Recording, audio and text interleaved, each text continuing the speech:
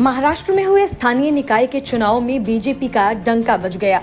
चुनाव में बीजेपी सबसे बड़ी पार्टी बनकर उभरी और उद्धव ठाकरे की लोकप्रियता के बड़े बड़े दावे करने वाली शिवसेना फिसडी साबित हुई।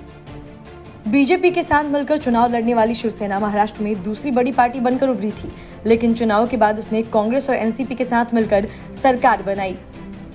यही वजह है कि उसे दूसरे से चौथे नंबर पर खिसकना पड़ा। दूसरे नंबर पर शरद पवार की पार्टी एनसीपी और तीसरे नंबर पर कांग्रेस पहुंच गई। हालांकि अभी भी कई सीटें ऐसी हैं जहां मतगणना की जानी है। यही वजह है कि एनसीपी ने यह दावा किया है कि सबसे बड़ी पार्टी वही है।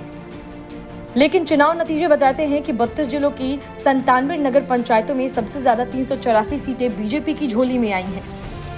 एनसीपी को 344, कांग्रेस को 316 और शिवसेना को 284 सीटें मिली हैं। 2017 में बीजेपी के विभिन्न नगर पंचायतों में 344 सदस्य थे। इन चुनाव में महाविकास आघाड़ी के घटक दल शिवसेना, एनसीपी और कांग्रेस ने अलग अलग जोर आजमाया था। उधर गढ़चिरौली जिले की सभी 9 नगर पंचायतों के लिए मतगणना 20 जनवरी को होगी। यह चुनाव ओबीसी आरक्षण रद्द होने के कारण कराए गए हैं।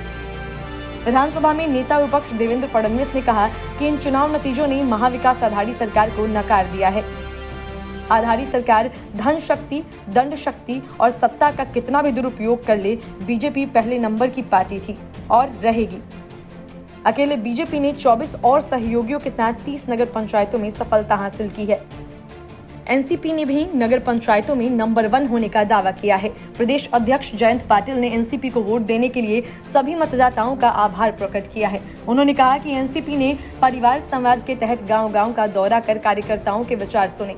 जनता दरबार से एनसीपी को निश्चित ही फायदा हुआ। नतीजे को संतोषजनक बताते हुए महाराष्ट्र कांग्रेस अध्यक्ष नाना पटोले ने कहा कि कांग्रेस के प्रदर्शन में निश्चित ही सुधार हुआ है। विदर्भ में पार्टी आगे है, वहीं कोंकण में पार्टी ने खाता खोला है। प्रदेश की जनता ने महाविकास आघाड़ी को अपना मत दिया है और बीजेपी को नकार दिया है। पिछली बार बीजेपी के पास 600 सीटें थीं, जो अब घटकर 300 के आसपास रह गई हैं। हम 17 नगर पंचायत से 22 तक जा पहुंचे हैं। Bureau report, news of India.